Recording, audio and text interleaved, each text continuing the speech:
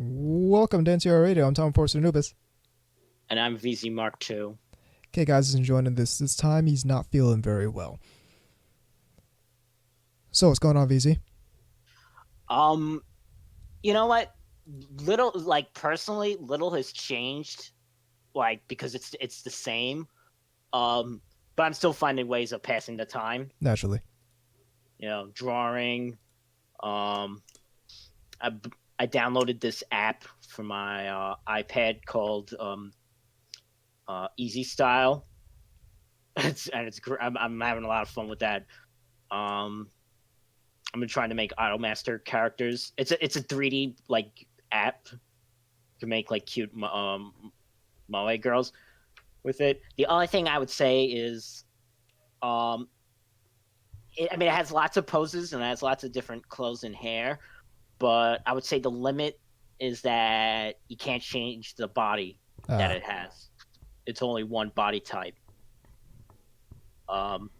Really good for lolis or petite type characters. Mm. So naturally, of course, I started making our mascot. Of course. That was the first thing. That's what I was. That's sort of my litmus test is with any sort of character creating program is can you make a decent Hina Watanabe? Yes, that's really the mark of quality. Yeah. Yes, if you can't make the NTR Radio mascot in a character creation program, it's not very good. No, I've seen some terrible ones though. I actually felt like watching Project Echo. I haven't seen it in a long time. Oh yeah, it's been a while since the first time I watched that all the way through, which was the last time I watched it. Yeah. The first one was so good. It really does hold up. I still haven't seen any of the subsequent ones. Yeah, it's I say it's a take it or leave it. The thing is, I've only seen the sequels one time through.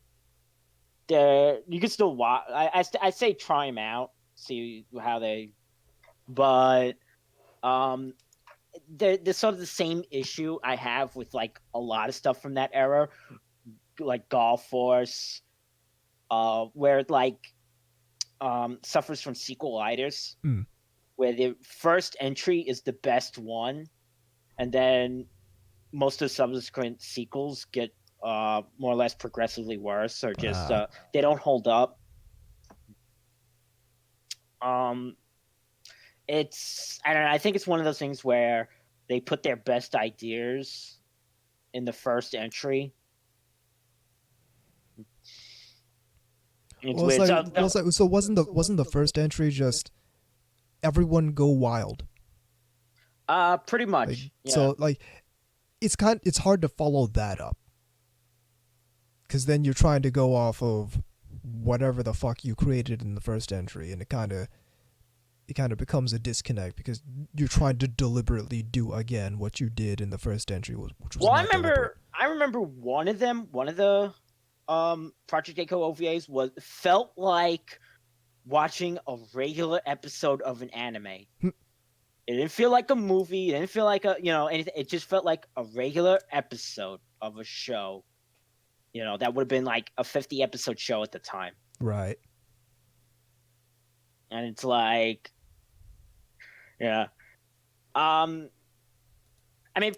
would say that I did like the one, but again, I only the one time I saw it through. I did like the one that was kind of like an alternate take of Project Echo called Versus. That one was kind of all right. But it's funny. It's interesting. That was a thing that was really popular in Japan at the time, and just completely forgotten about. Fell off.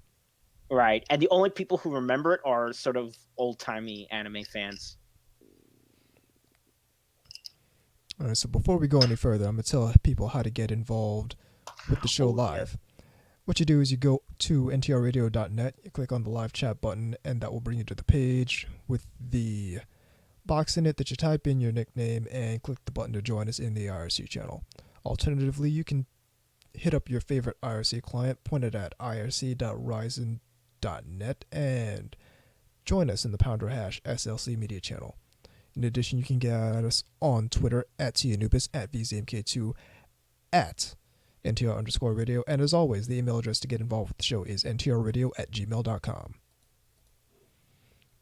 So I watched the first 4 episodes of The Irresponsible Captain Tyler yesterday.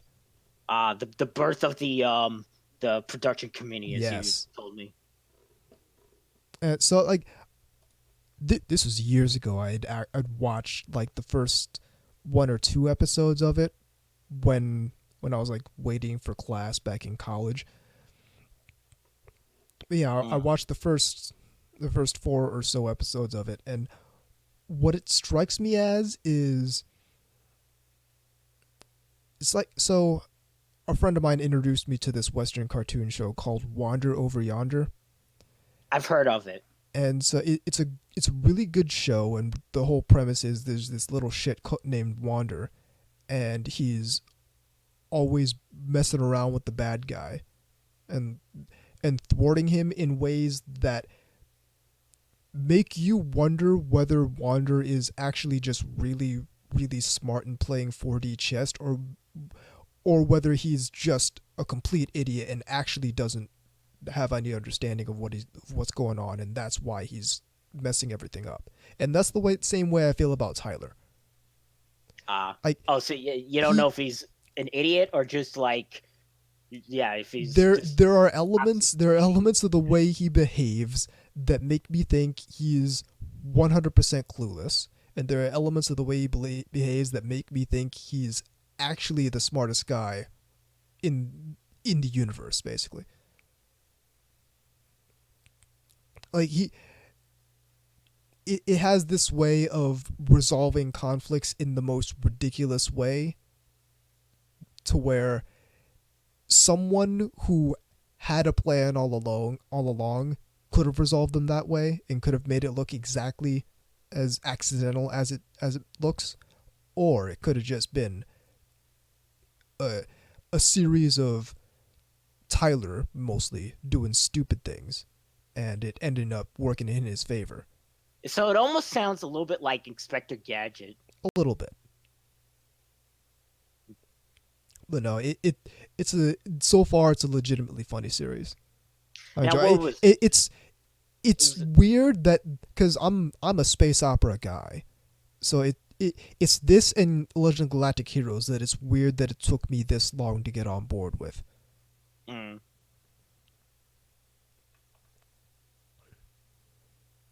But yeah, Captain Tyler's been good. I need to catch up on Keep Your Hands Off Azoken, because that show's probably coming to its climax.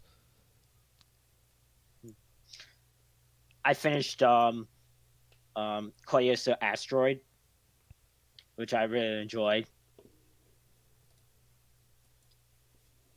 That's one I need to check out. Yes, the Laid Back Camp, the Laid Back Camp live action, which I really enjoyed too. And of course the short one, Heya Camp.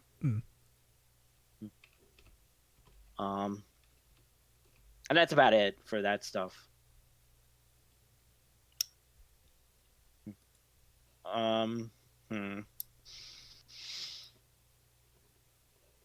Well, I don't think we have any news.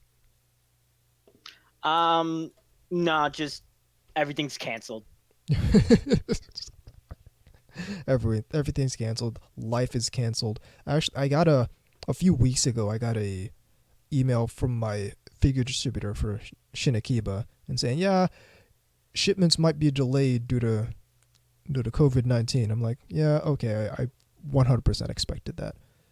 Yeah, I that said, the anime figure hustle does not stop. I sent out a $150 Shimakaze figure earlier this week. Nice.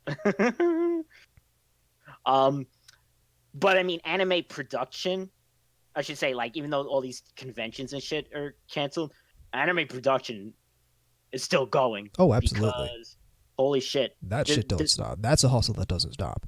let me tell you what got announced. I mean, I knew that they were coming, but they showed that now we have like dates for this stuff.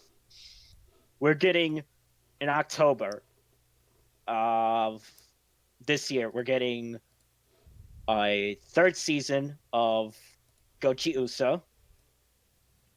We're getting a new season of Strike Witches. Yes. In January, we're getting a new season of Laid Back Camp and a new season of Cells at Work. That's the thing. It's all the stuff that we like. Yeah, exactly. Dogakobo has this one show next season I'm really pumped for, which is actually the only show I'm pumped for, called let's see, Hokago Tebo Nishi, which is basically Moe girls and fishing. We're coming close. Listen, we're getting closer to Moe Golf. I'm sure they'll do that. I'm sure that they probably have that in a manga already. We just don't know it. We got to do the Moe Golf anime because that's one of the few sports anime I'll be really pumped for is Moe girls doing golf. You want to take a look at the season chart this episode too? Sure, why not? I mean, like I said, it's gonna be so light the spring season. But the summer season's gonna be like bonkers good. But sure, why not? But we'll talk about our topic. Yeah, we'll talk about that in the third segment. I don't really think there's any news either. Yeah. No news. No, Everything's like shut down. No, yeah, including Comic-Cat, which is like. Yeah, Comic-Cat getting shut down. Jeez. I mean, it's to be expected, but that's it's a significant, like a lot of the artists that people think they're supporting by buying Funimation releases make a lot of their money through Comic-Cat, so that's actually a pretty significant hit to their actual revenue.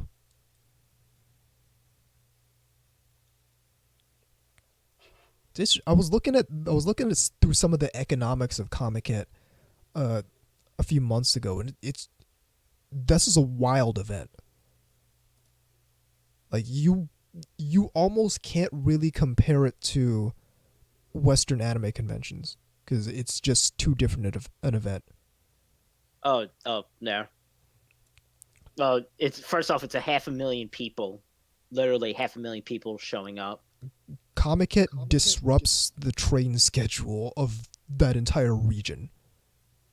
Yeah. Like it's and it's no not joke. all porn. It's not all porn that people think. Isn't it like mostly not porn? Like Well, most of the doujinshi we're exposed to is pornographic, but I feel like I read somewhere that it actually mostly isn't. Here's the thing about that. It's one of those things where I feel like nobody's really doing the actual research into, like, not putting out numbers or statistics. That's the word.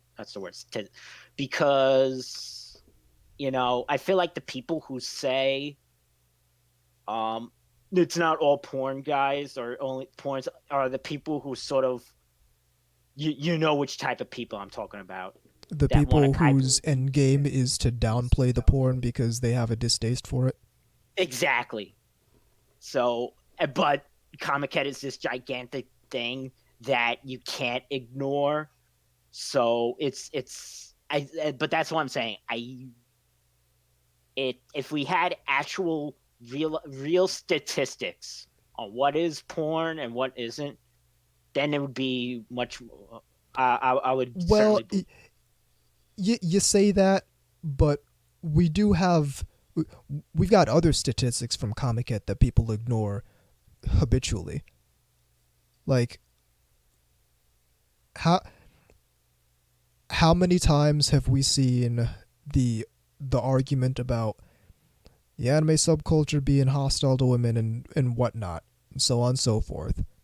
When we have statistics going back all the way back to the first Comic-Con that say that in attendance for Comic-Con, the male demographic had to step up its attendance to bring it to 50-50 where it's close to now. Like the first Comic-Con was like 90% women. And of course, it's nobody common talks knowledge. about this. Yeah. Also, it's common knowledge that Clamp started off as like pretty much a doujinshi group. Yep.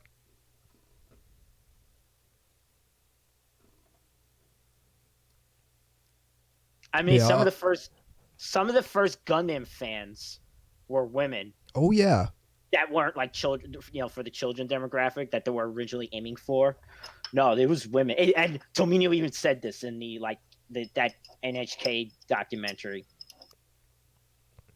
Yeah, a lot of the popularity surrounding Gundam is from Fujoshi, basically. And again, nobody talks about this. No, but see, again, they probably be like, oh, they'll they probably just schlick to Char or Amara Ray. And again, it's more, you got to be a little bit more nuanced and not so like knee jerky reaction to when you hear stuff like that. Oh yeah, like that's the whole thing, is people are interested in having nuanced conversations about these topics in particular, because that might result in them having to come to terms with facts that contradict their preconceived notions that they desperately want to be true. Well, again, like the anime subculture is horrifically hostile to women, where if we look at the numbers, I have this PDF up. I actually want to see if I can find the numbers here. Profiles of Comic-Con participants, circles, part 1. Comic-Con 84 average circle representative gender and average ages. Women 57%, men 43%. Average age of the women 32 and a half years. Imagine the doujins that came out of that. Hey. Like just out of that era. Like let's just say like 1984, be like Macross and Gundam and a whole bunch of probably Yamato and a whole bunch of mecha and sci-fi stuff. Oh yeah.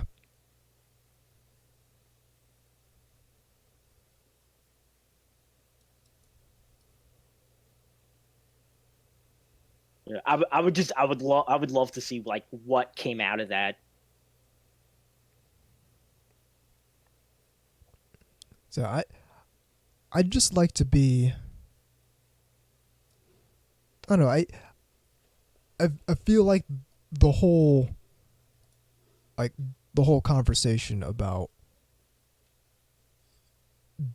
that dynamic is, well, what really happens is it comes from people who have an agenda in mind and say, okay, we want to change the subculture in this way. How are we going to do that? Well, we're going to assert that the subculture is horrifically hostile to women. It's like, I get there's portions of the subculture that are hostile to women, but we can have a conversation about that without telling lies about the subculture at large. But that's a conversation for another time. Yeah. Oh yeah. Remember the Savakis thing saying like that he had to retract about the one we did the episode on, Stop Lying. Yes. Yeah, and it's almost like, hey guys, you need to stop lying. People haven't stopped lying because they're coming from a frame of wanting to affect certain changes, and I don't know. I, I don't know how they're going to accomplish that without lying to people at scale. But again, that's a conversation for another time. We are up against the break. Keep it right here on NTR Radio.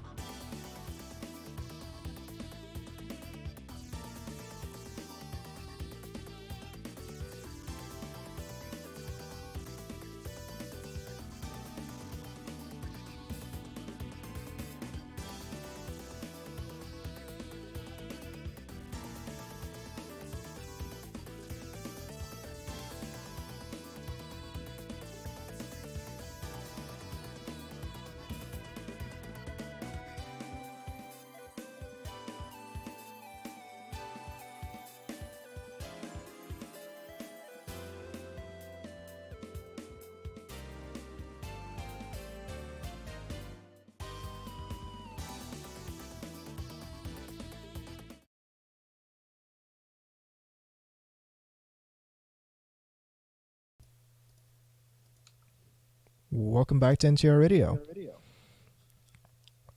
So, VZ, can you name me all of the major mecha franchises that have put out work in the past, say, 5 years? Okay, Gundam. Yep. Can I count Transformers? I wouldn't count Transformers. Okay, all right.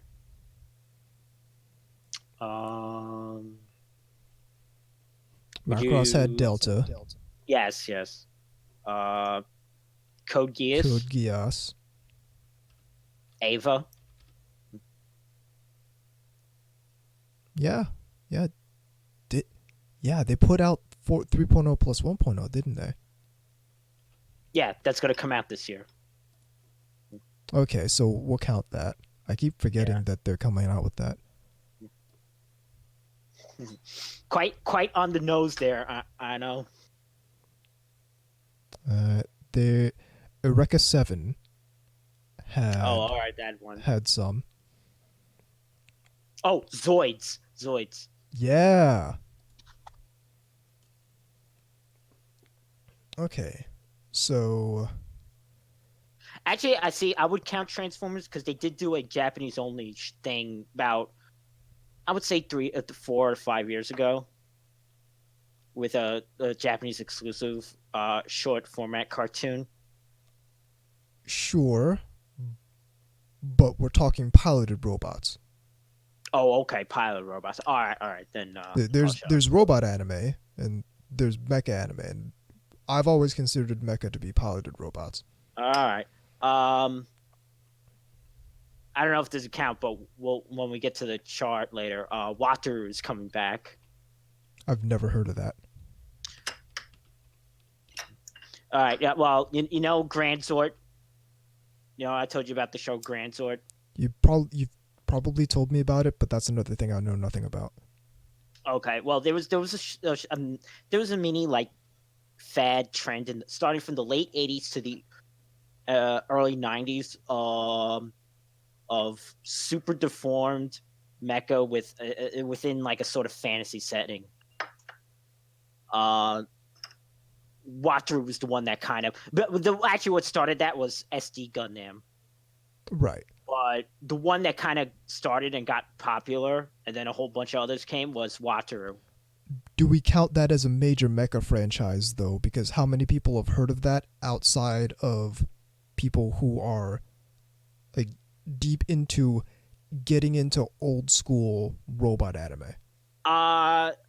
It's actually known in other Asian countries. It's just not known. Is it known here. in the United States? That's what I mean. No, that's what I mean. No, okay. Because people know what Gundam is. People know what Macross is. People know what Eureka 7 is. People know. Yeah. All right. So yeah, Zoids things that have kind of had exposure in the West. Things that have had mass exposure in the West. That's what I mean when I talk about a major mecha franchise. Like, you can find Eureka 7 models in the store. I've seen them.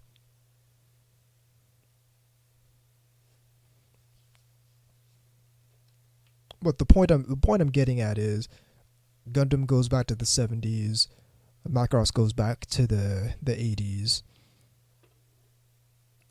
Zoids is early 2000s, Ava 90s. Actually, Zoids is actually 80s. It's Zoids the anime. All right, Zoids the anime, 2000s. But each one, other than the first two, are treated in their own universe. I understand that. Stay with me, VZ. Because I'm on a track here. All right. Eureka 7 is 15 years old. Code Geass is more than 10 years old. We haven't had... has there been a mecha anime with potential to become like some of those shows that's come out in the 2010s? You mean like a brand new thing that would something that would last. No, not Exactly. really. That's the conclusion I'm coming to as well. Uh, would well, no, I was gonna say Gridman, but again, that's something that kind of have to go way back and even like kind of get what that's all about. Also, that's more. Isn't that? Wouldn't you consider that more of a superhero show than a mecha show? Uh, Because I don't well, remember that he's piloting the thing. no, no, yeah, that's true. But I mean, the thing is that when we get to later on, I'm gonna extrapolate on how to sort of broaden your people's viewpoints on where the mecha are, because you're gonna be surprised to see like, oh, okay, there's actually way more mecha. It's just I've only been looking at this little tiny sliver area and not paying attention to the bigger. Um. But I digress. Go on. Well, no, let's go on that point, because Okay. what I want us to do basically is I I want to see if we can basically build the next big mecha franchise. Okay. Well, Try and see what modern mecha anime are missing, and see if we can suss out what it would take to make the next the next Mobile Suit Gundam. okay. Well, I was gonna go on to say that um a lot of there's mecha in other things that have sort of stood besides in mecha anime, because we obviously have video games. Yep. Tokusatsu is a huge source of mecha. I mean, I forgot to mention I'm watching the Sentai this year, Cure Manger. It's silly as fuck, but I'm liking it. There's a new mecha there's new mecha for that.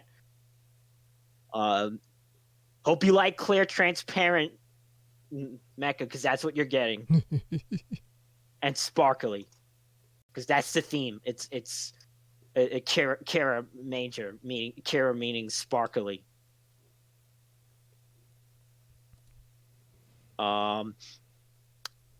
So, what else? There's basically there's things that have had anime, like toy only things that are sort of like right now there is a toy line revival of, okay, this is gonna be a little context, but you will understand. All right, remember how I told you Transformers was mostly made from two toy lines? Yeah. That were of Takara's. Right. Microman and Diaclone.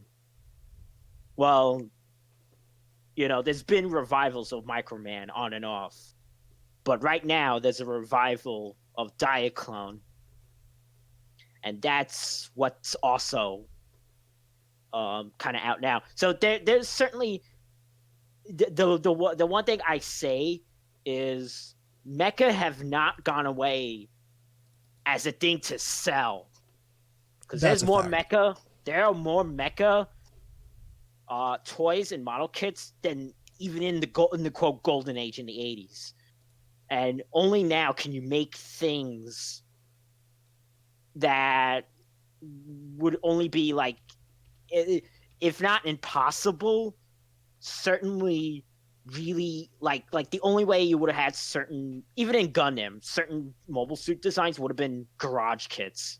Wait, the manufacturing processes between when Gundam was just starting and now are just so far and away more advanced that you're able to do a lot more with what you have than you could back in the day.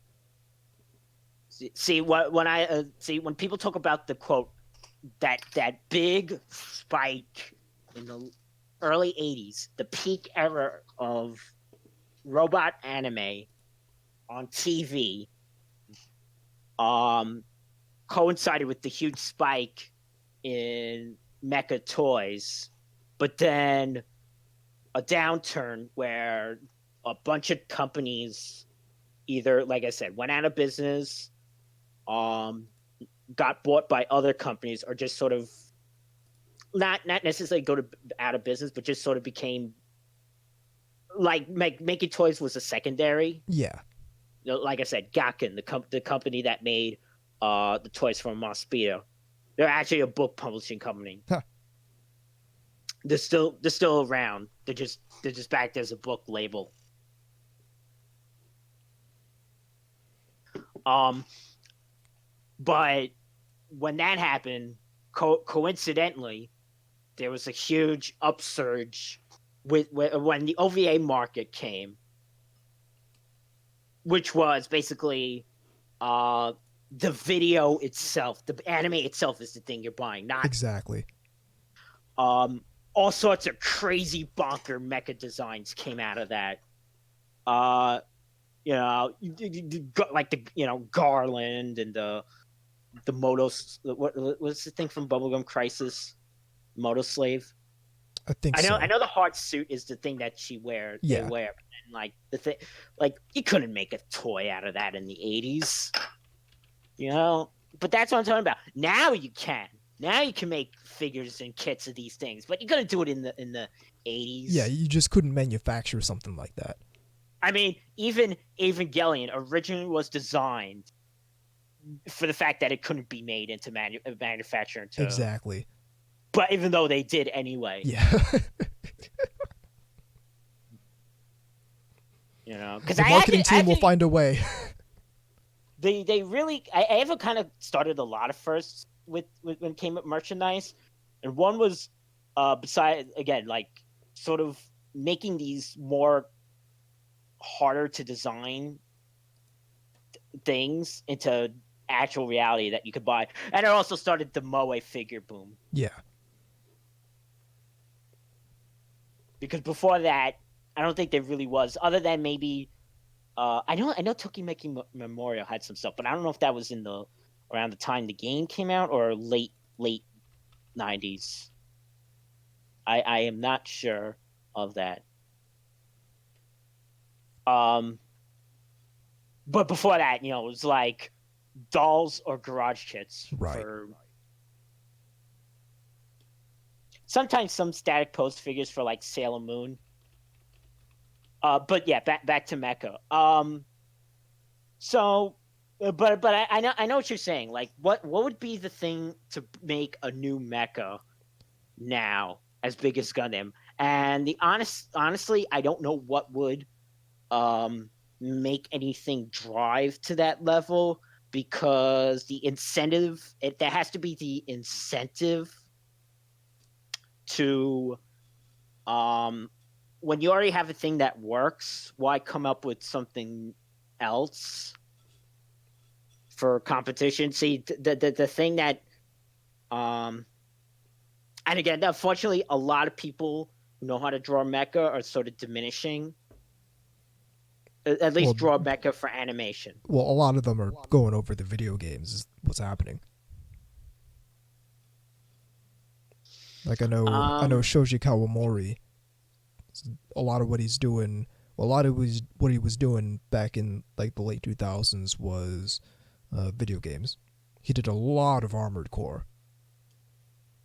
Masami Obari is still one of the ones there that knows how to do 2D mecha. Yep. See, I didn't think that was such a specific skill set, because you would think like, oh, you could draw people. Oh, all right, you could draw robots. Not the case. So what would you suggest starting off? I think there's some ways in which the industry kind of missed the boat with this, but I think it could I think he could make a comeback. I think video games would be the next, like the way toys were in the 70s and 80s. I think video games could be the next big base for a long-running mecha franchise.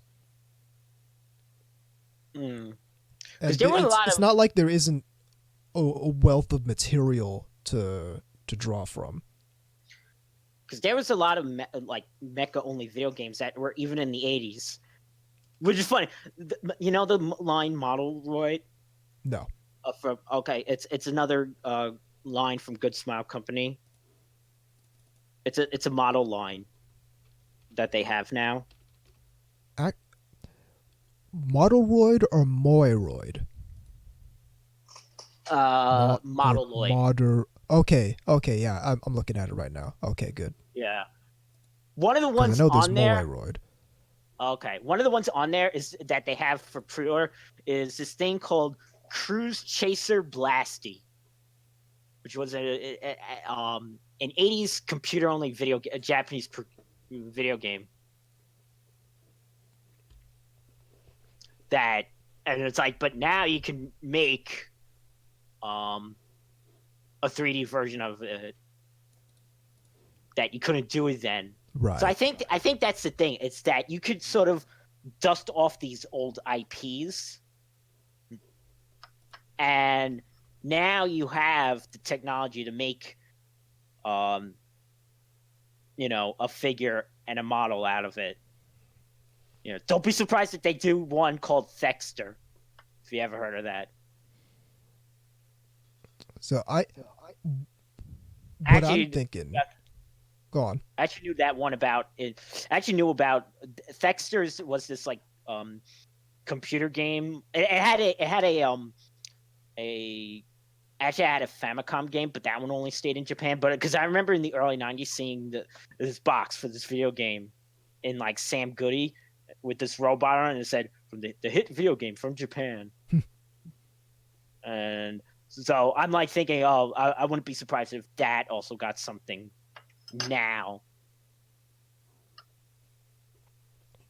So, but what are you thinking? I'm thinking because I know at least 2 mecha game franchises, both of which have been begging for anime, but I know what you're gonna say for one. Right. I know you so well. The first one is Armored Core. Since mid 90s, it was PlayStation 1 era. And I know there's been a couple comics and a couple novels. No, 1997 is the first Armored Core. And run all the way to 2013. And it's got nothing in the way of animation, not that I know of. I think maybe there was a short at one point, but it's got nothing in the way of animation, and in many ways the developer has also kind of abandoned it, because ever since they've been focusing on the Souls series. But Armored Core is a good candidate. It's got Shoji Kawamori on the design team and been that way since I think at least Armored Core 2.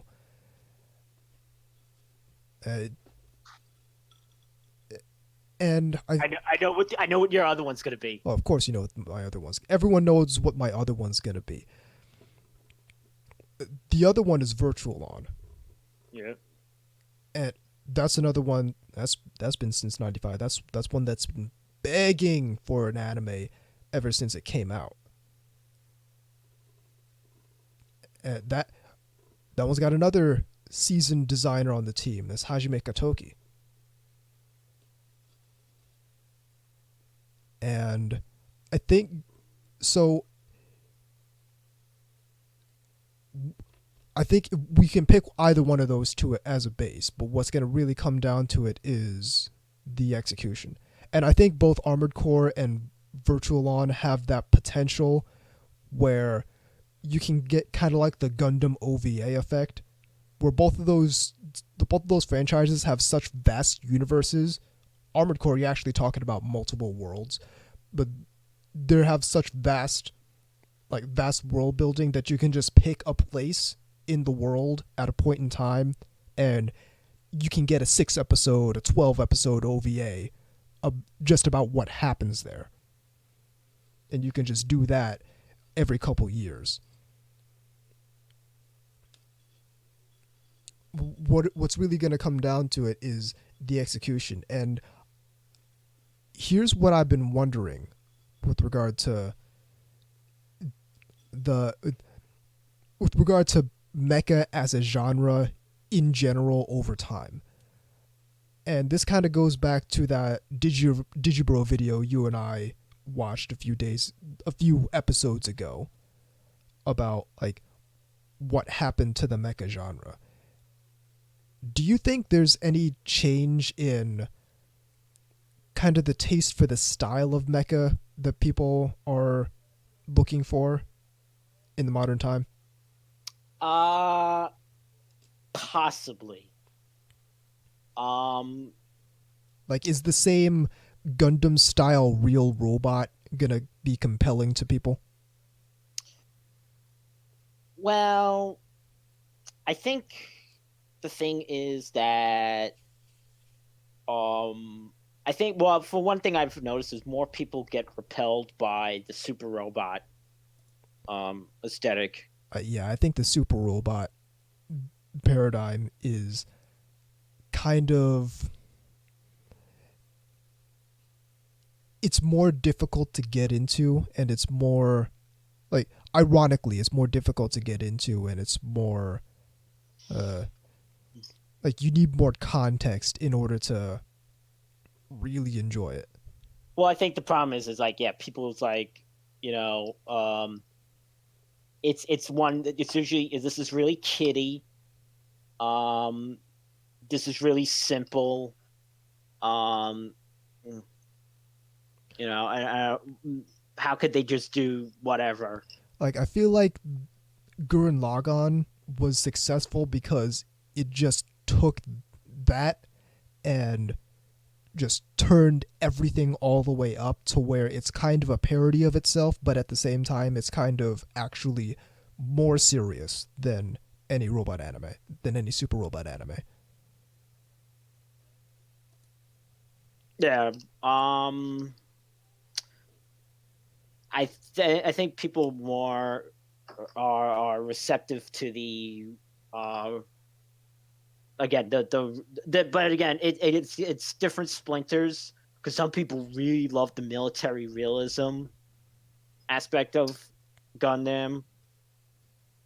Like they love like just cannon fodder versus cannon fodder. Right. Like they're the Gundam 8th MS team people. Yeah.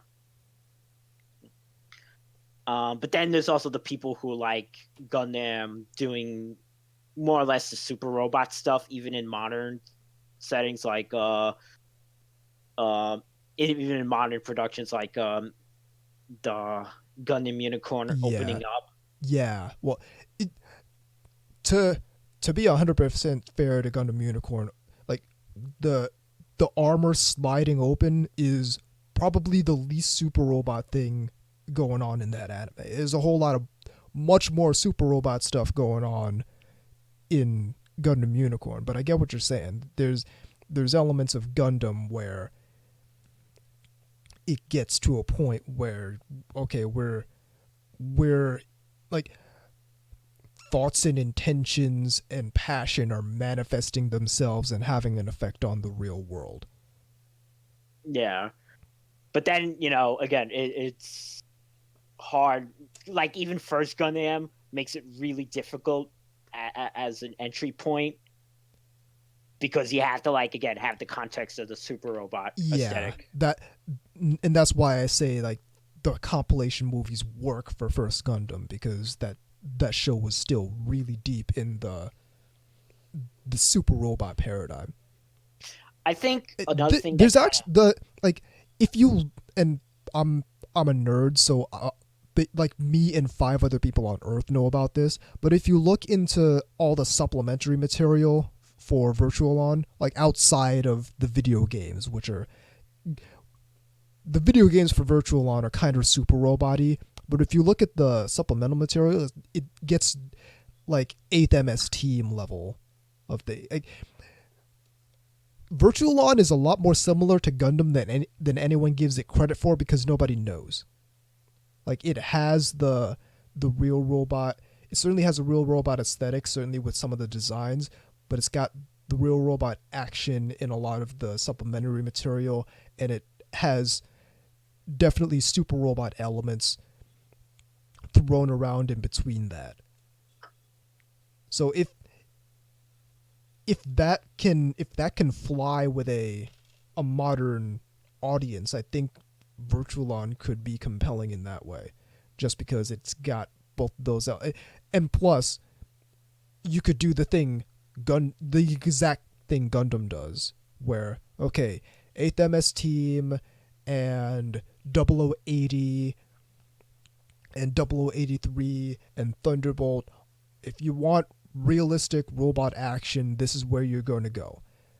If you want the more super robot spiritual stuff, you're looking at Unicorn and Narrative and Zeta and all the rest of that stuff is where you're going if you're looking for the superpowers. Yeah, I think another what was I going to say? I think because I've heard a lot of complaints. It's not even the mecha themselves; it's the people piloting that a lot of people seem to have trouble with. There's really why are they so whiny? And I think certainly here we respond more to characters that are more confident, right, into fighting. Like which I can get. I'm not like I don't agree with it. I understand what Gundam's trying to do. I know when thing, but the weakness that I see with both Armored Core and Virtualon is you basically never see any of the pilots in either one, and but it makes it hear easy. The pilots. It actually makes it easy to come up with anything for that. True. So you could come up with any. You can have a teen girl be the pilot. Right. I think a teen girl is a pilot of one of the Virtualon mecha, but that's all supplementary material that me and 5 other people know about. It's like figures, and the only figures that sell is of the girl. No, but well, here's the thing about Virtualon, and this gets into the design aspects. One of the mecha is a teenage girl. Oh, I know, the one with the one with the sort of ballerina skirt. Yeah. And the twin tails. So, it's that one, and then there's one that looks like Bill Dandy from Amagatas, and then there's one that's short and tiny. I'll see if I can find a picture of it for you.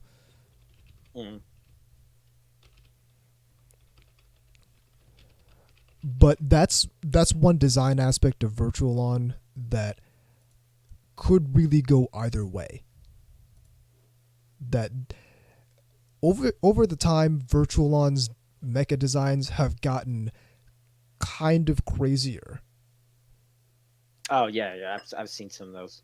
Because like back in say 1995, all the designs were sort of grounded. Like you didn't have a whole bunch of you didn't have, for example, the magical girl mech that looks like Belle Dandy and has legitimate ice magic. Or you didn't there was certainly the pink one that shoots hearts as its main weapon. That happened, but you didn't have quite the level of wild, like I'll post the link to the picture here. This is called the Goriaka. It's tiny. The cockpit is in the head and like the chest, like most Virtual On mecha. And it's designed to seal the soul of a menace. That's I could go into the story of Virtual On, and I don't know if we have time for that, but there's a lot of backstory that you could definitely tread in an anime.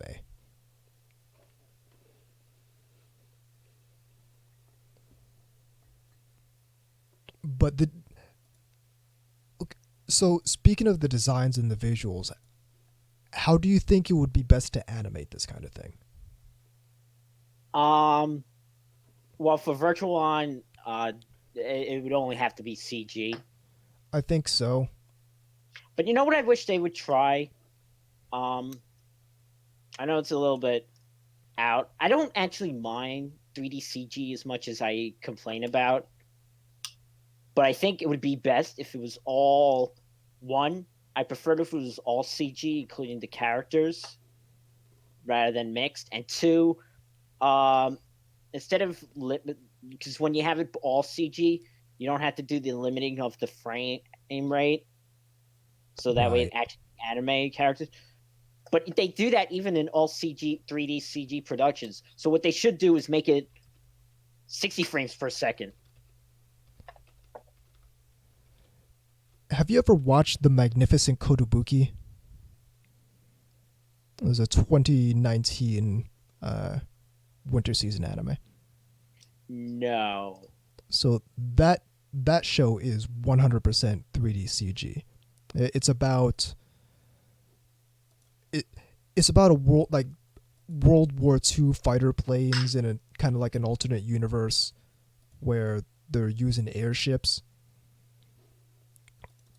But like all of the main characters are 3D CG. The side throwaway characters, you might see them as regular 2D animation. But I didn't have a problem with the animation, but it took a while for me to fully get used to it, and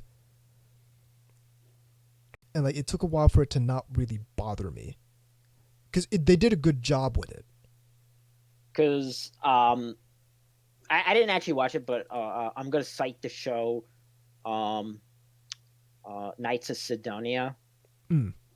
That was one that had CG mecha and characters, but the frame rate was like the limited frame rate. Okay, because I remember seeing clips from that show and not liking it. Yeah. I actually did see the movie. It kind of counts as mecha. The one place, was it Paradise Lost? I think it was called. It was a movie.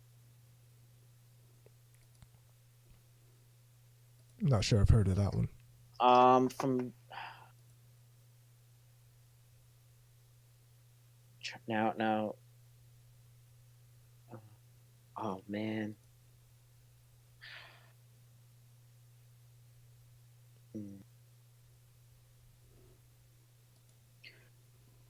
Well, okay, go on. I'm gonna find the name of it. It's because I think it could. I agree with you that I think it could work if everything, including the characters, was in 3D. But I don't trust them to be able to do that well. Like,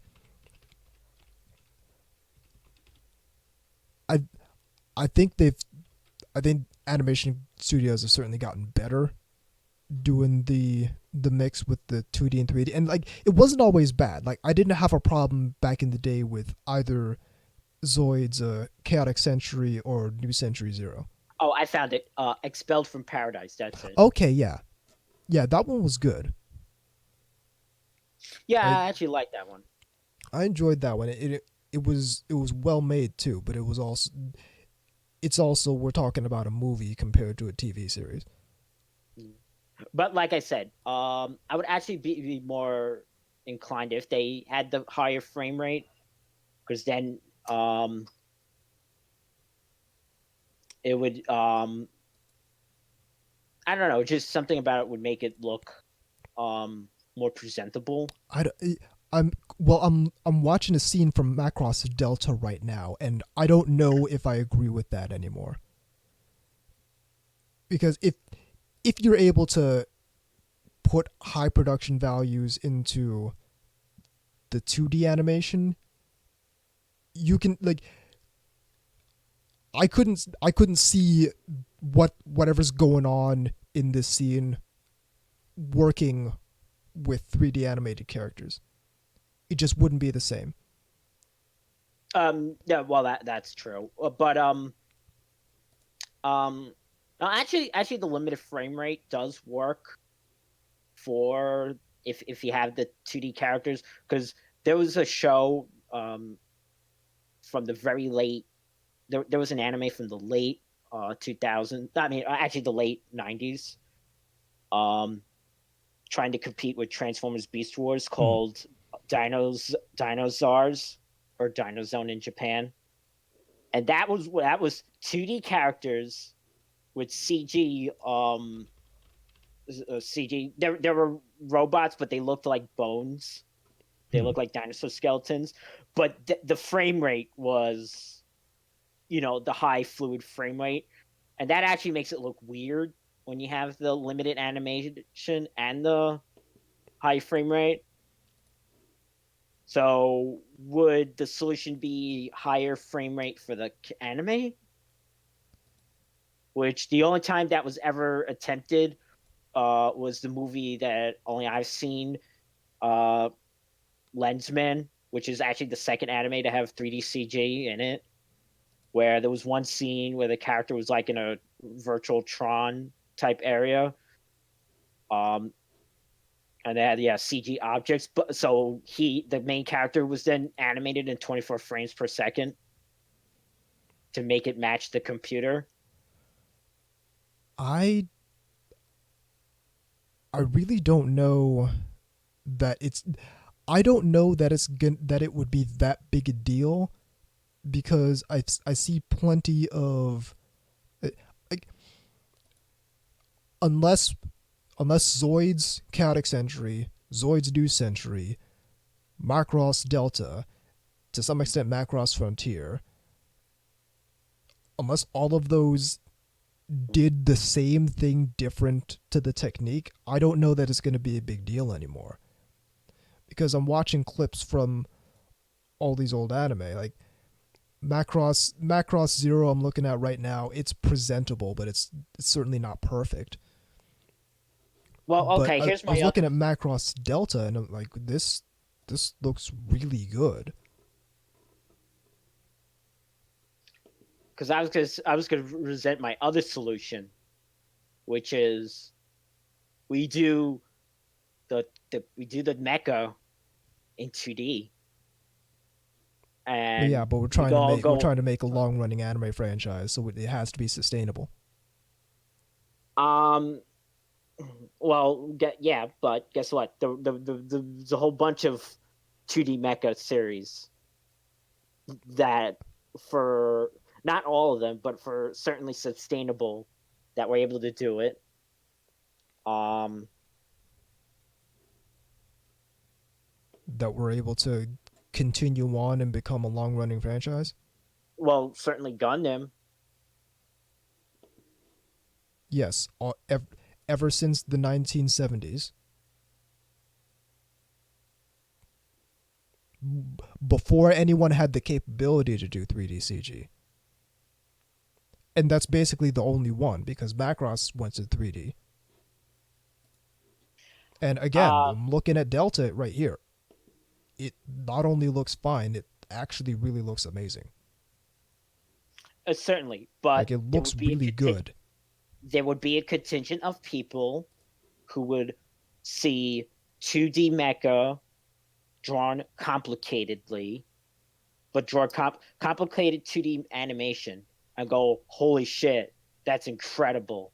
Look at all the fucking work put into that, you know. Like one of my always go-tos is the combining scene from Gunbuster. Okay, all right. And when was that made? 1988 to 90. Before they had the capability to do 3D CG, especially not on the level to where we're looking at Macross Delta. I get that. I get that. What my point is, okay, we're going to satisfy the 15 people who are going to be really, really impressed by having complicated mecha in CG, and then we're also going to have to spend a whole lot more money than we otherwise would. We're also going to have to... You mean in 2D, not CG? Well, and having it in 2D, yeah. In 2D, yeah. We're also going to have to spend a whole lot of money. It's going to be a lot more complicated than it otherwise would be, and we're going to impress 15 people.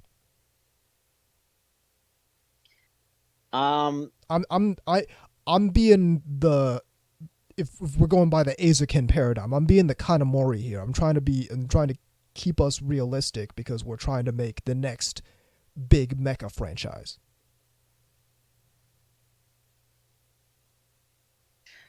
Well, and I'm being the guy that's sort of thinking, the reason why mecha anime appealed in the original was, holy shit, look how fucking complicated that 2D drawing, that 2D animation is. You know, my jaw is on the floor.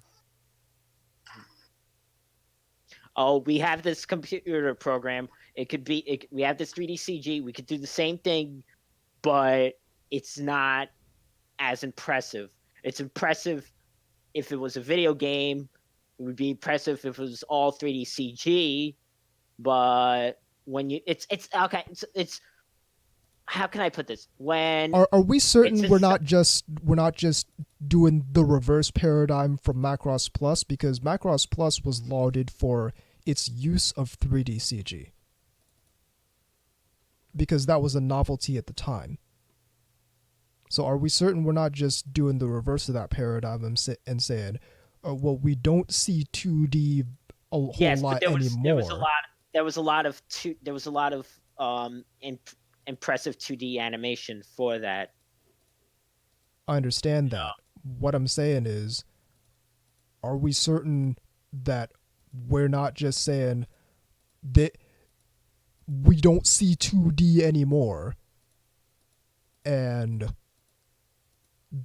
because we don't see 2D anymore, we're going to appreciate 2D animation more if we use that instead of 3D, which is more common? We're back in the mid 90s. We saw Macross Plus, and that had 3D CG animation. What's going on here? This is super impressive, even though comparatively it's rudimentary. Yes, when 3D CG was hard to do in those days. Now it's the reversal. 3D CG so you're saying that so you're saying that we are just looking at the reverse of the paradigm. Exactly. Okay, so then why not just go 3D like Macross does and it's successful? Like basically like any other mecha show would do today. And because do it's that not and impressive do that competent. Dude, have you seen Macross Delta's fight scenes? Son, honestly, no, but I'll take a look at them later. It's really good. They did a really good job. Believe me when I say, I previously I was very skeptical of 3D CG because I've seen it done poorly. I've seen it done in a way like Macross Frontier. I kind of don't like the 3D. It grew on me, but I kind of didn't like it because it always had movements I would describe as jerky. I understand where you're coming from, but Macross, if you take a look at Macross Delta, it can be done well. Especially for something like Macross, which has that fast, that sort of the dogfight aesthetic where, okay, we got to follow this aircraft going around moving at high speed, chasing something that's moving at high speed. Both of them are trying to get in position on each other. Which, if we're looking at Virtual-On, that's the way Virtual-On battles go. It's basically a dogfight on land. It's two machines trying to get in position on each other simultaneously.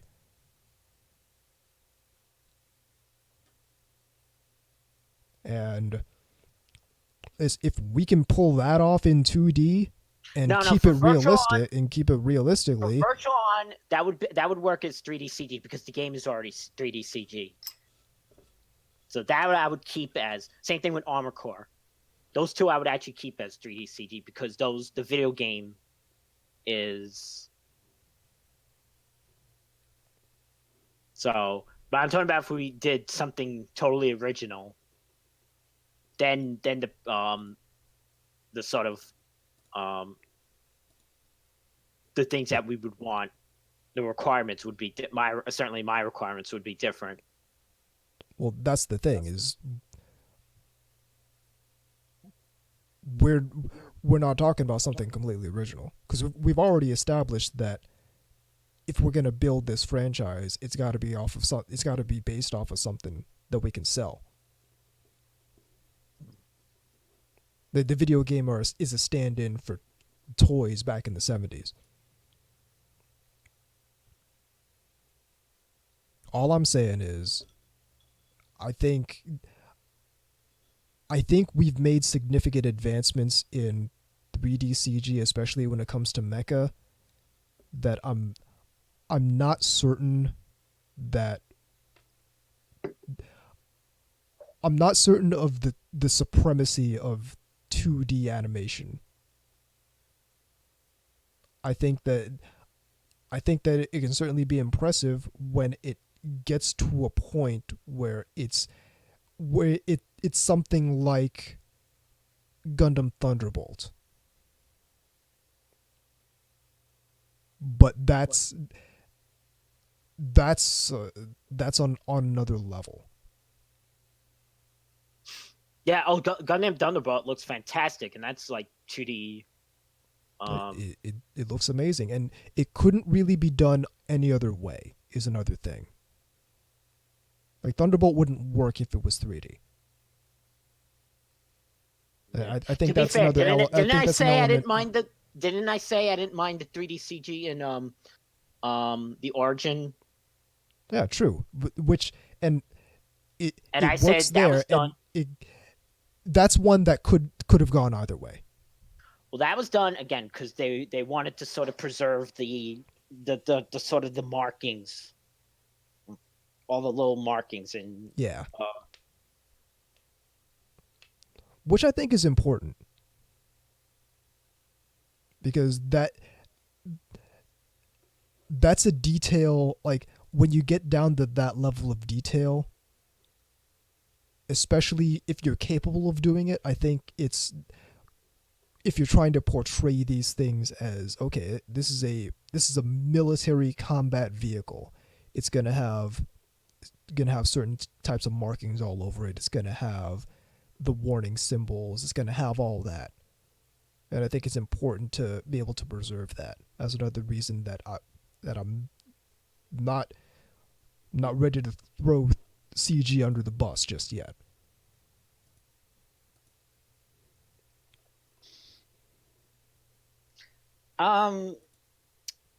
I've been again. I think I've been far more receptive of 3D CG for things like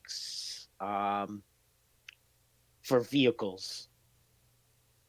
The reason why I've always been far more as mecha for 2D, even if they're piloted, I still think of them as an extension of the characters in a way, and thus 2D it fits it. Um, so I think you have a point, but this is another element that I think was solved a long time ago, and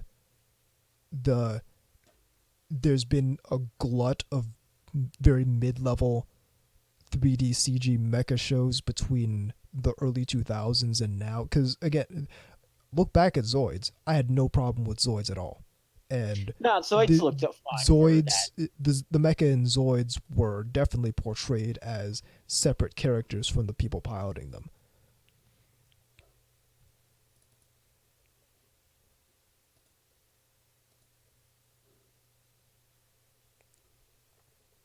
Like, and to be 100% perfectly honest, I don't know what changed. Because again, and or maybe I'm being lenient with Zoids. I don't know, but I don't know what changed between then and something like Knights of Sidonia or Macross Frontier. But What's another I was gonna say, what's another terrible example of mecha CG? I honestly don't know, because outside of major franchises that have been around for years, I haven't really watched a whole lot of modern mecha anime. There was one called Nobunaga the Fool that I watched years ago when it was coming out. I saw the first episode and never continued on it, which should say something. Yeah, I would say a lot of the really terrible 3D CG mecha shows, the sort of the purveyor, that maybe I should put the blame on was Gonzo. Mm. Gonzo was the one that would always do these. They would spend crazy amounts of money on getting the 3D CG that would be outdated really fast. Yeah, I do think part of the reason that, and to your point, there's definitely an element of 3D CG where the technology becomes dated very quickly, and it looks like crap in a few years compared to stuff that came before it. But I think that's something that can be avoided, and I think that's something that some shows have avoided. Like, yeah, I actually got an example of one that had crappy CG. Did you ever hear of Aquarion? yes, like that's one I've heard of but never seen. I've seen a little bit of it. Like, I know Gundam MS Igloo. That's 100% 3D CG. But that one I heard that was actually good CG. It was really good. No, it's actually really good. Like, you know who praised it? Who? You know who praised it for the Hideki Anno? Really? Yeah, I remember reading a thing. It's like, oh, he liked, because he said he liked the more military realism aspect of it. And I should check that one out. That's it. Both MS Igloo and MS Igloo 2: The Gravity Front, excellent Gundam anime. But that he's 100% correct. It's definitely a down to earth, more realism focused thing, even though there's some elements of mobile suits doing crazy stuff that they perhaps shouldn't be able to do, but that's beside the point. But yeah, it was 100% 3D CG, and they did a really good job with it. Like if you look at it today, it really hasn't aged. Like it's very very set in its niche of where it is in time. Mm. It's definitely not gonna be everyone's cup of tea, but it's definitely has a style it's going for, and it definitely they don't try to be like just, oh, okay, we're a normal anime, but we have to do our shit in 3D CG because we're trying to save time and money.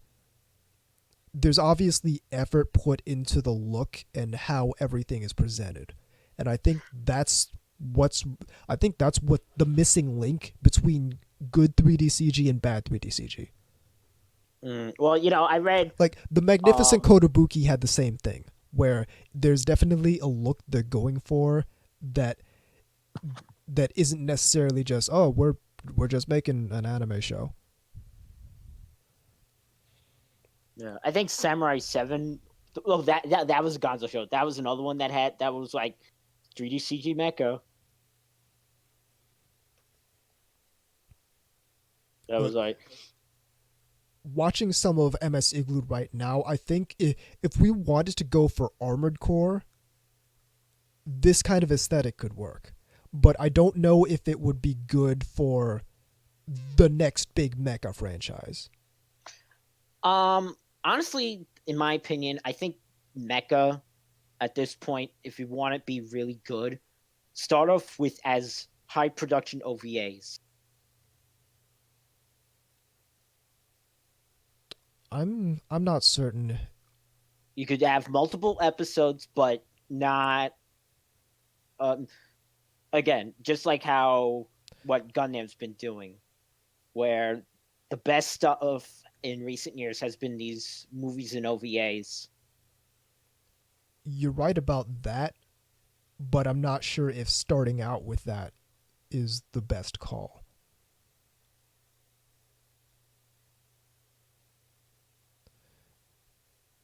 Because you start, unless we're starting out, like, unless we have a TV series in planning and we're starting out with some one shots to build hype for it, like doing in fact the reverse of what Gundam does, and putting out a few side stories to get people's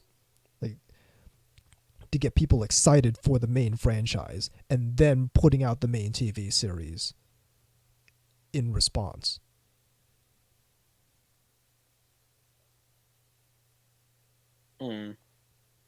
Yeah, as an OVA as a build up to the TV series. Right, exactly. Yeah, they've done things like that. Like that's actually a but I read that like Sunrise is pretty much the only studio that knows how to do 2D mecha anymore. That wouldn't surprise me. Although to be fair, it's actually 2 studios left, because the other one would be Trigger. Trigger, yeah. Trigger's a different animal, though. Yeah. Don't say Studio Car, because Ava, especially the movie coming out, is like the Avas are pretty much going to be just all CG. Yeah. In fact, they even said it's in Blender. Oh, wow.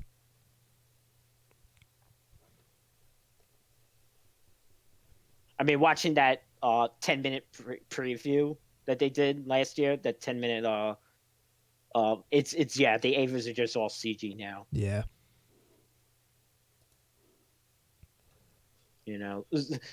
So long, and I mean, I'm not bashing the Ava movies. I like them, but I'm just saying, any resemblance of like the really good 2D parts of like Ava has been long gone. Right.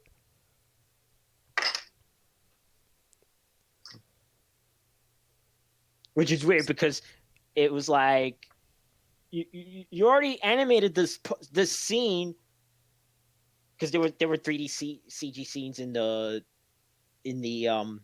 rebuild movies of things that already were in the original TV series, and I'm like, but you already did this fine in the original TV series. Yeah, but they want to reimagine the whole thing, and yeah. In fact, I could point to one one scene. It was the one when they were fighting the angel that looks like the giant eye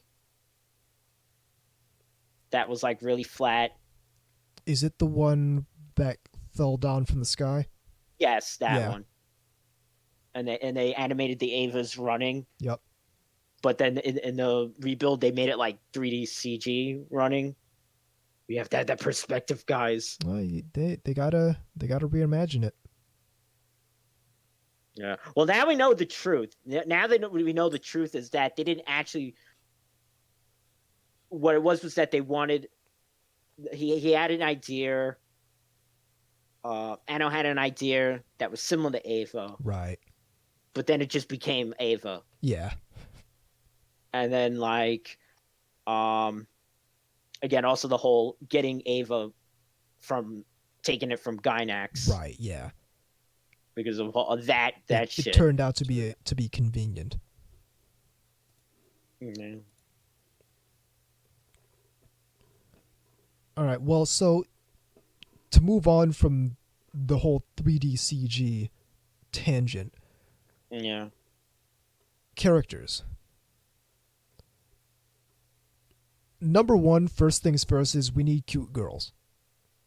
Because we need to sell figures. Opie Loli that controls the mecha with her titties. There you go. I don't know if that'll fly for neither virtual on norm or core. Oh.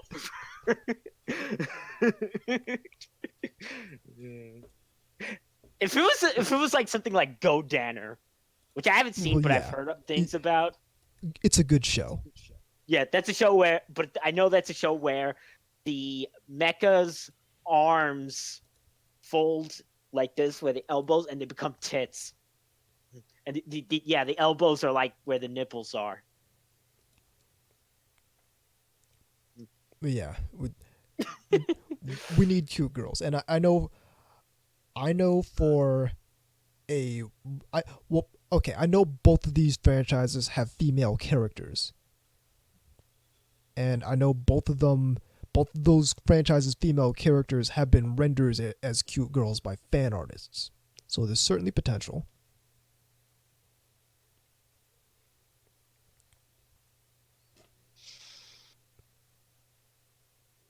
Also in Virtual on, the mecha is the cute girl. So there's also that. I forgot. In Virtual on, are they piloted or is it the disc? They are piloted. So it depends on where you are in the franchise's timeline, but for the most part they are piloted. There's a whole like meta narrative going on with the first Virtual On game where and I don't know if this is 100% canon, but part of the concept is they made these control devices, and either it's just a regular thing, like they made these control devices that look like arcade games, and so they distributed them throughout the populace. And when you're sitting in the Virtual On playing the arcade game, you're actually controlling a mecha on the moon, fighting these other mecha on the moon, trying to stop it from destroying the Earth. It's either that or they sent the arcade machines back in time, so now we're controlling the whole thing. But I don't think that explanation is 100% canon. But I know for a fact that the arcade machines thing, controlling the machine on the moon, is real, because that's part of the that's part of the game. I got it. A teenage girl, playing Virtual on the video game, an arcade machine. When she sucked in to the arcade, you're joking. That's actually a side story. That's two side stories, actually. I was okay. Because Well, I okay, was just no. like Let me tell you about how Saturday fucking morning crazy cartoon. Virtual On is. Okay, so Ah. let me see if I can find an image of this machine. So you, the first Virtual On has the Fei Yen, which is kind of a is it's the first iteration of that ballerina sort of style. It's the first cute girl mecha in the Virtual On franchise.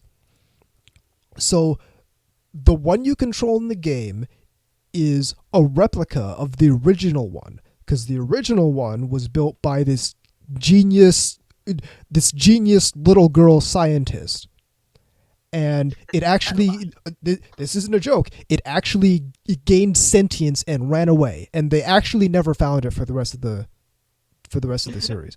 That's But hilarious. then on one of the missions to try and find this original Fei Yen, they contract like the super heavy battle Virtualoid division, like the special forces of the Virtual On universe, and they've got this.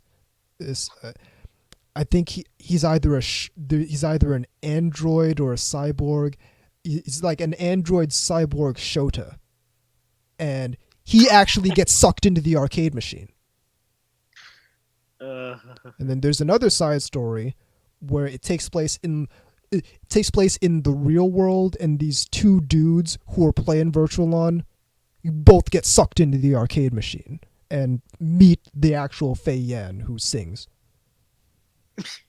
we turned this to an 80s Saturday morning cartoon. Like, dude, this is all real. This is all canon.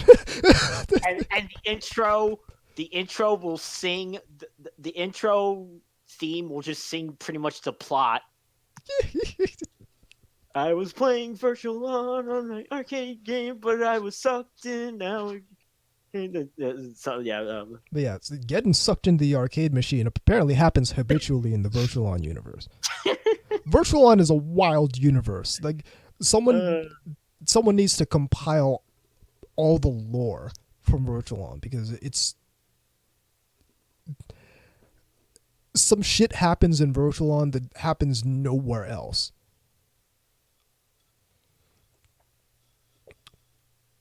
But yeah, how do we even get here? The cute girl robot is a thing for Virtual On, has been a thing for a long time, and it always has some wild backstory about. It's always the prototype either gaining sentience and either running away or getting sealed in something or like becoming the monster.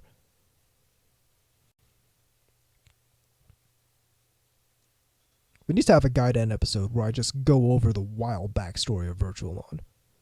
There's mecha that like the evil takes you over if you pilot it, and like the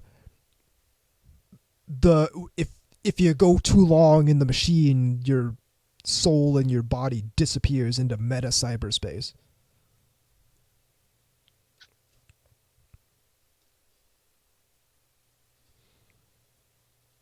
Yeah, so we have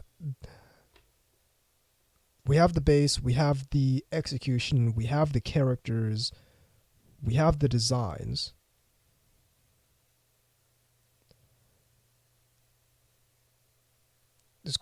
I know there's quite a bit of merchandise that exists for Virtual On.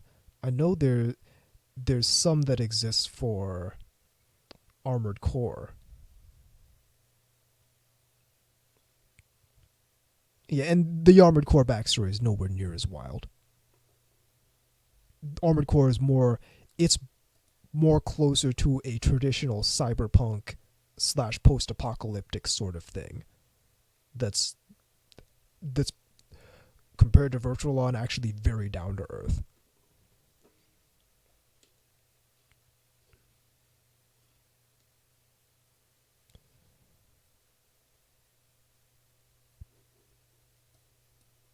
But the main question is, would people be receptive to a new major mecha franchise like this? I think it would get its fans.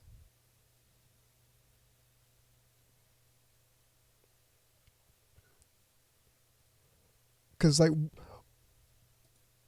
what prevented something like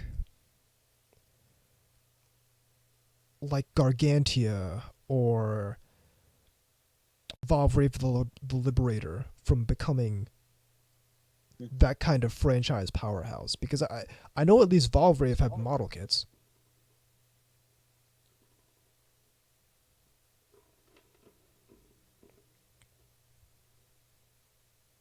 And I don't quite know why neither of those really hit it off. But maybe it just wasn't, they weren't designed to.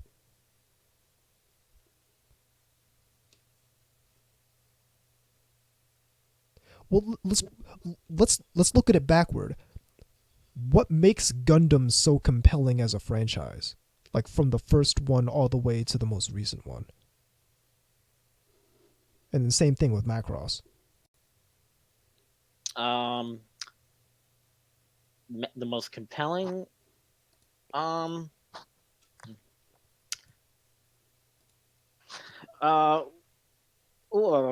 I would say that both the design, again, the design work that people, but then the characters also.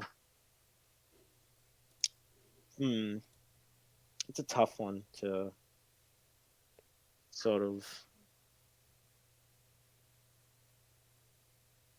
simplify a reason for. Unless you. Well, I think here's a better question. Was for both Gundam and Macross, were they I don't want to say destined, because that's sort of a weird word to use, but did they become compelling franchises, as in, or did they become compelling franchises from their first works or from their second works? It's like, was Mobile Suit Gundam what brought Gundam to that level, or was it Zeta Gundam? I would say after. I would say yeah, after the TV series, because the TV series, the first Gundam TV series, had some hiccups that, or I would say actually the sort of the story and the characters were compelling enough despite the. But I would say yeah. So would it be compelling? Is it compelling as a standalone, or does it by its nature garner multiple follow-ups, especially decades onward?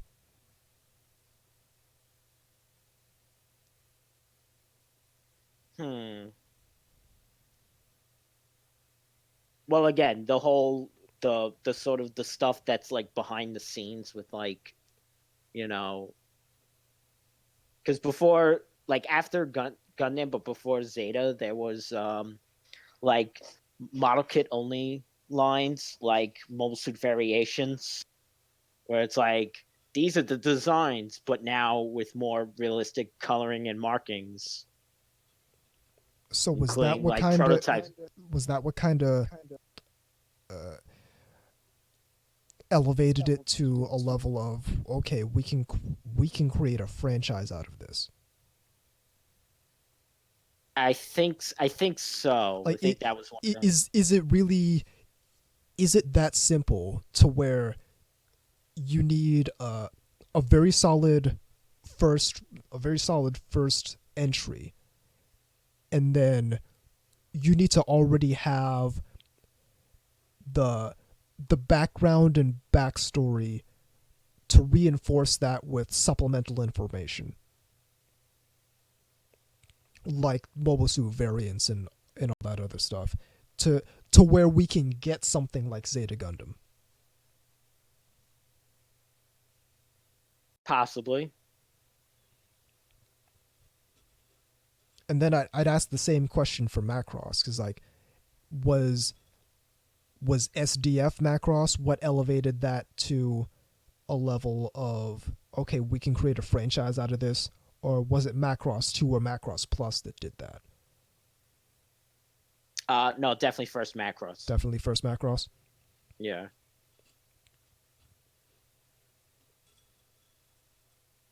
And what element do you think was chiefly responsible for elevating it to that level? Well, again, same reason for with Gundam, about like the design work with the, seeing like the model kits, and you can like sort of customize these designs. So the real weakness with a lot of modern mecha anime is that it's not designed, the worlds they take place in aren't really designed with that same sort of longevity that Gundam had and that Macross had, where you can have all the supplemental material that's not seen in the show, but if you're looking for more, there's just a ton more and more to build off of to create subsequent works in the franchise. I think that's it. That's what it's. The show itself is important, yes, but it's sort of having your ability to sort of add to it if you want. It's fan service. That's what's missing. It's fan service. It's the invitation for the fans to interact with the show on a deeper level than just watching the show. It's like, if you want to, you could, do your own variations of Zaku and such. Yeah, I think you're onto something with that. My question now is there something about video games that isn't conducive to that? Because Virtualon is that paradigm in a video game. Except we have I know 5 Armored Core Virtualon has games. the customization too. Well, yeah, that's part of gameplay. That's the main conceit of the game. Well, okay. I think it's that you can control the action the way you want it to. Well, it kind of already has that fan service element, so you're not really, there isn't really an incentive to go beyond that into, okay, here's all the design variations that aren't in the game, but we included them in storyline elements and side stories, so that sort of thing. Where there's no desire to interact with that because you're already interacting with the work by playing the game. Because they were back in the day, there were tabletop RPGs of Gundam. Yep. Actually, there were for a bunch of things. There was one for like Elgime.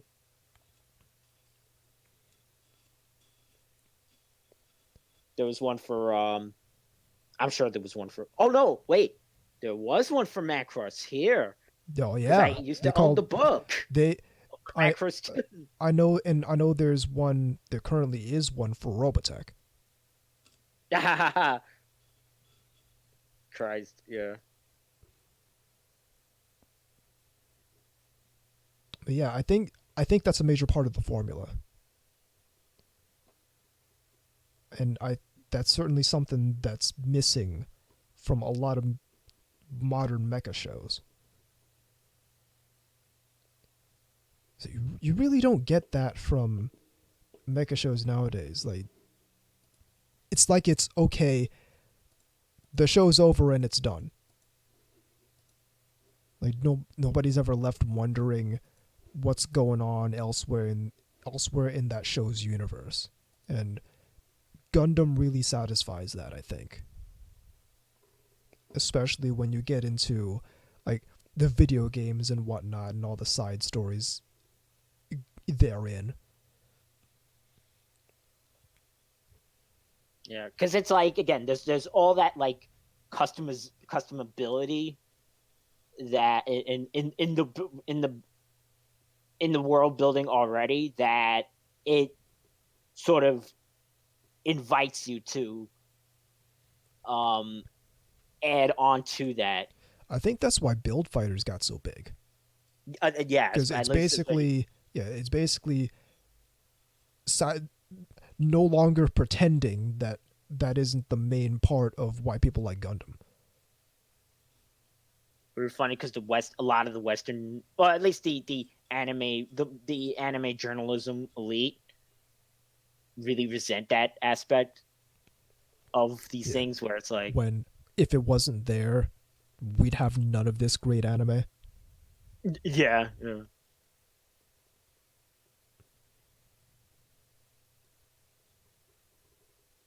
All right. Well, if the missing link is a wealth of supplemental material and world building, then I guess we're getting a Virtual Line anime, because that has plenty of that. You just never see it in any of the arcade games.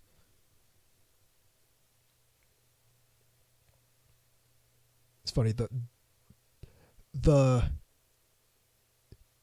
Virtualon game that has the most exposure to the actual storyline is the worst Virtualon game.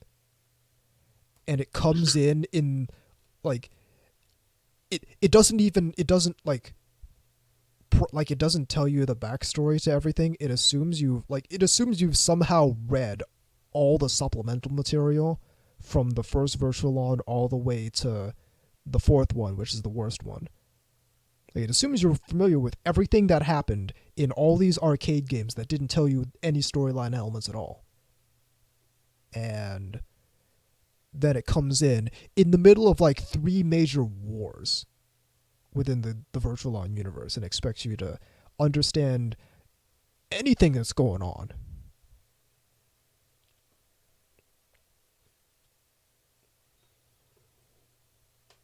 But I can't hate on it too much, because even if it's the worst Virtualon game, it's still Virtualon. It's still a Virtualon game, and it's decent, and I do appreciate that it has some interaction with the story. Like, I do appreciate that you actually get some storyline out of a fucking Virtualon video game. It's the only one that has any sort of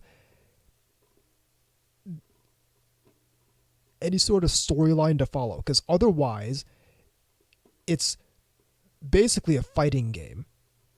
Okay, we're fighting the Temjin. Okay, we beat the Temjin. Now we're fighting the Viper 2. And now we're fighting the Dorcas. And now we're fighting the Belgdor. And now we're... And okay, and then it'll do this little transition to where if you already understand what's going on, it makes sense. But otherwise, it's like, okay, this version is not a simulatory system. All registered user data will be transferred to the deployed Virtualoid system memory bank.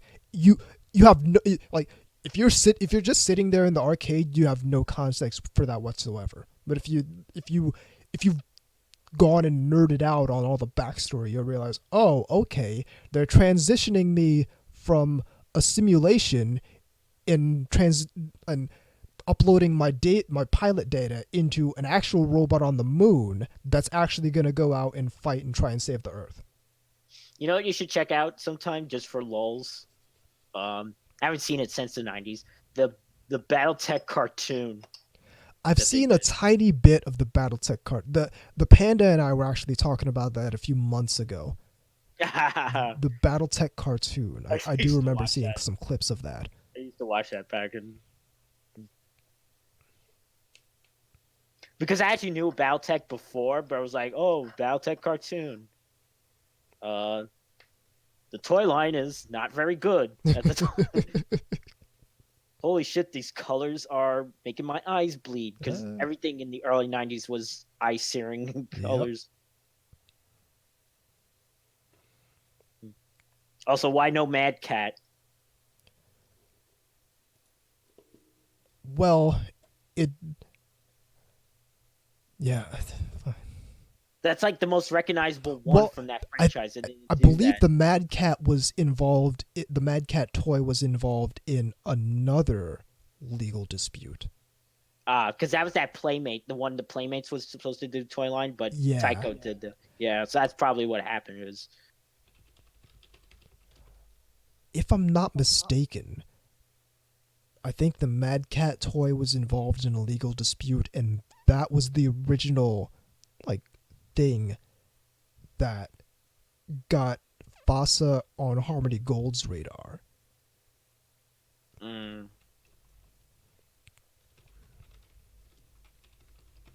because back in the day, I had this book for BattleTech. Actually, I had two books. One of them had, it had the standard designs, but then I had a couple of pages devoted to, and I could tell even back then that these were specifically drawn in Japan, like and anime style, and like holy shit, these things were light years ahead of the others. Like just the posing, that is the extreme. It was cell painted, the crazy posing that they were in. Yeah, I think I've seen some of those exact images you're talking about. Yeah, yeah. I'm gonna find one. Yeah, okay, so here's what I'm talking about. This is an article from PCGamesN.com, how anime landed BattleTech and the MechWarrior games in legal trouble. And it all started with anime. The trouble started for Jordan Weissman, creator of the BattleTech board game, in 1992 when his company, FASA Corporation, was sued by Harmony Gold. FASA had been selling the BattleTech board game since 1984 without trouble. Towards the end of the 90s, FASA began branching out into tie-in novels and licensed video games, including a pair of BattleTech tactical RPGs from Command & Conquer's creator Westwood Studios. In 92, FASA tried to license a toy deal with the U.S. manufacturer Playmates. The negotiations fell through, but then Playmates went on to design a new robot for its Exo Squad toy line that looked a lot like BattleTech's iconic Mad Cat. FASA sued Playmates for copyright infringement but lost the case, opening themselves up to a countersuit from one of Playmates' partners, Harmony Gold.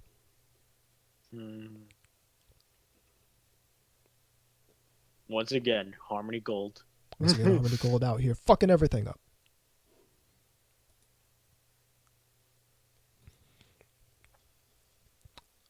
But yeah, having found the missing link, I think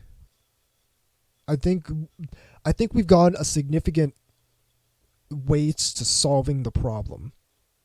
Yeah, basically, a way for those to sort of add your own customability to the story. Right, basically fan service, in the broader sense, not in like not in just the cute anime girl panty shot sense, but fan service in the way that you're supposed to be able to interact with the show and the show interacts with you.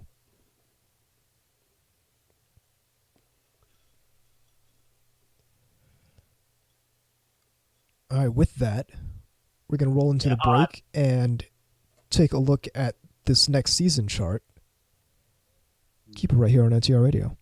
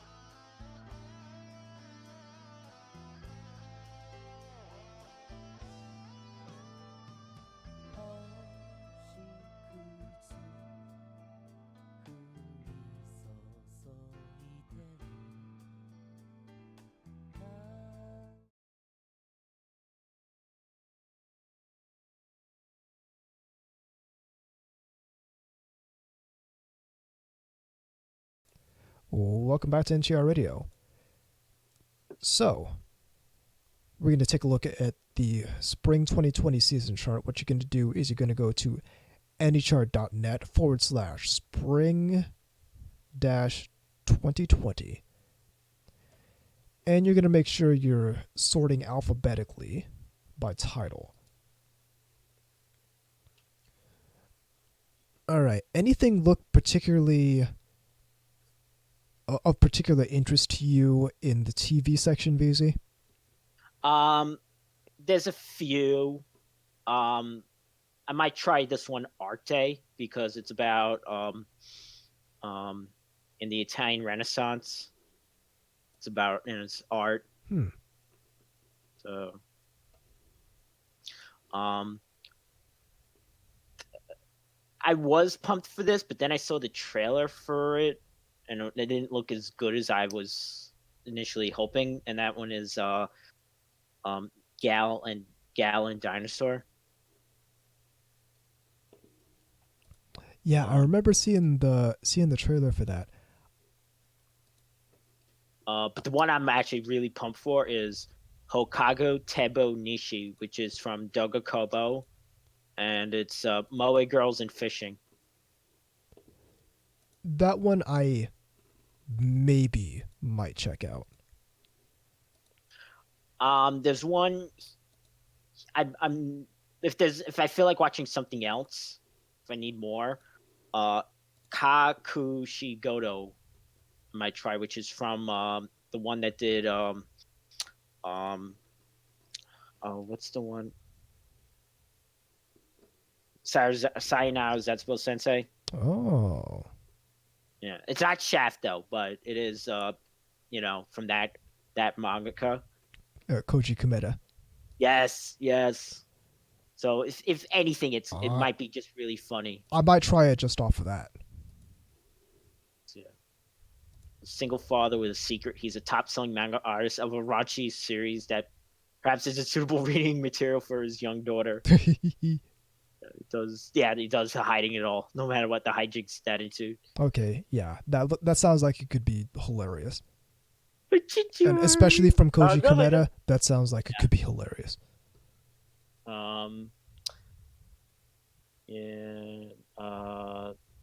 Nothing really else. I was originally gonna try this one out, Tamayama, because I don't have a problem with Moe in baseball, but then I saw, because the art and the character pics look really good, but then I saw the trailer and holy shit, the nosedive in production. So that one I'm not gonna watch. And that's it for TV. Anything else? Anything for you? No, nothing's standing out to me. Oh no, there is one thing that's standing out to me. Finally the third season of Oregairu. That's Yahari Ore no Seishun Love Comedy wa Machigate Iru. Yeah, third season of that's coming out fucking finally. The second season left off on the most painful part where an anime can leave off. It's like, okay, we're about to go to the major decision. This dude's about to choose a girl, and episode ends. And we're not getting another episode until years later. So that one I'm looking forward to. Other than that, nothing's standing out to me in particular. Where is that one in? Oh, I see it on the bottom. Yeah, it's the very bottom. Studio Feel. Right. There aren't any shorts that I care about here. Let's see, movie thing in the movies. Oh, yeah, the fourth Ava movie. Yep. Yeah, Shin Evangelion Gekijoban, which just means movie, and it has some weird music symbol thing that, I'm sure means something. I have no idea. It's like a colon and two parallel. It's like a colon and two parallel lines. I think that's a that's a repeat sign. Mm. Oh, I know. And on the bottom, I actually downloaded the Gaiden movie, but I haven't watched it yet, of Violent Evergarden. I This is the still need to sequel to that. watch Violet Evergarden. Yes, you do. Yes, you do. That's one I've been neglecting for a while. I need to actually sit down and watch that one.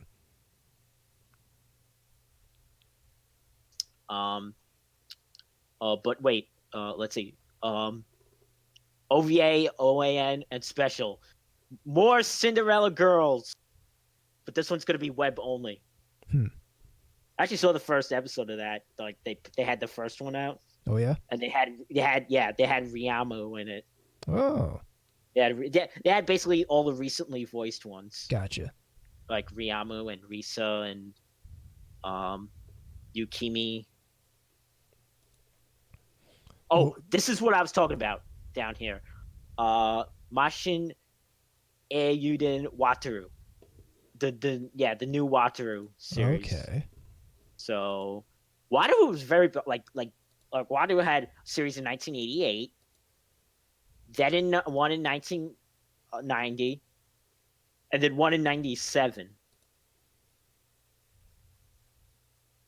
And it's gonna be Sunrise, and it's gonna be. This looks familiar. Does this have like a kind of a long-running model kit line? There were toys. There were model kits in the 80s, but they were made of ABS plastic. You just had to put them together. Okay, it might be something different I'm thinking of then. Yeah. All right, we also have the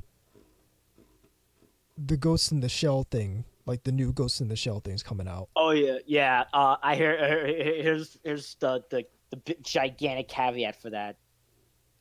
It's gonna be great mecha designer, but not so great director, Shinji Aramaki. Yeah, it's gonna be CG. What did he direct that was not so good?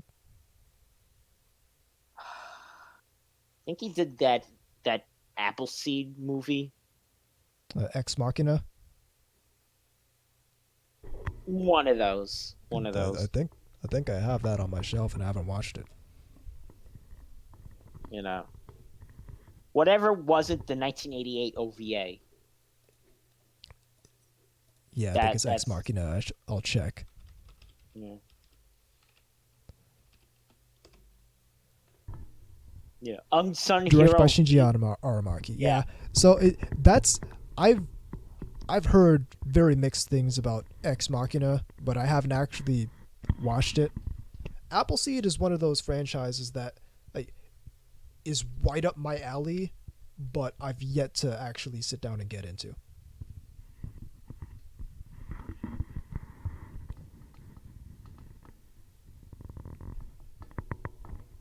But I might check out the new Ghost in the Shell. I don't know. And maybe I'm just being fastidious, but for some reason nothing hits me in the same way Standalone Complex does. And again, maybe I'm being fastidious and the other stuff just is actually really good, but I don't know. I might check this one out though. What I would like is a Ghost in the Shell animated show that's more similar to the manga. Yes, that would actually get me more interested in, I would be 100% on board. Character designs, do the weird stuff. Yeah, make it funny. Like a lot of the Ghost in the Shell, a lot of the stuff in the Ghost in the Shell manga is like weird and silly and funny.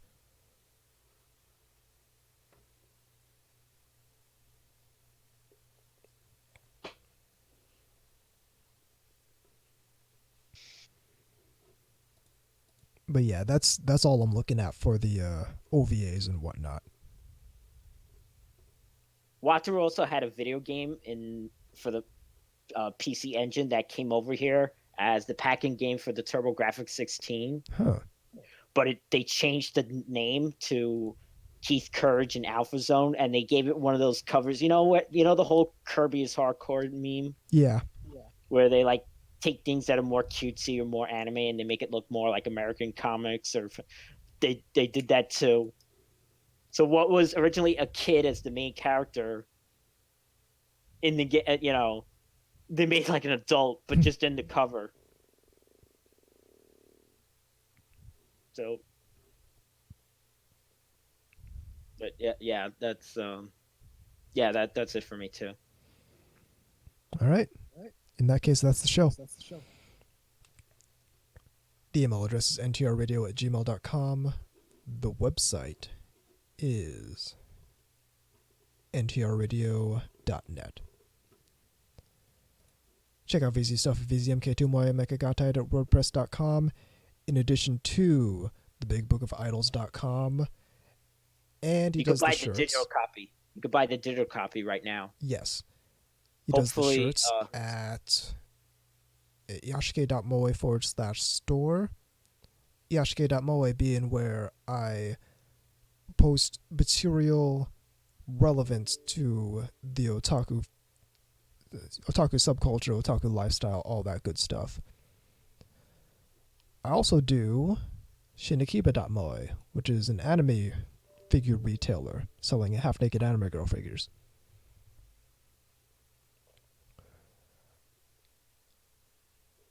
Check out the Bakugaijin Show, Otaku Midnight with their recent relaunch,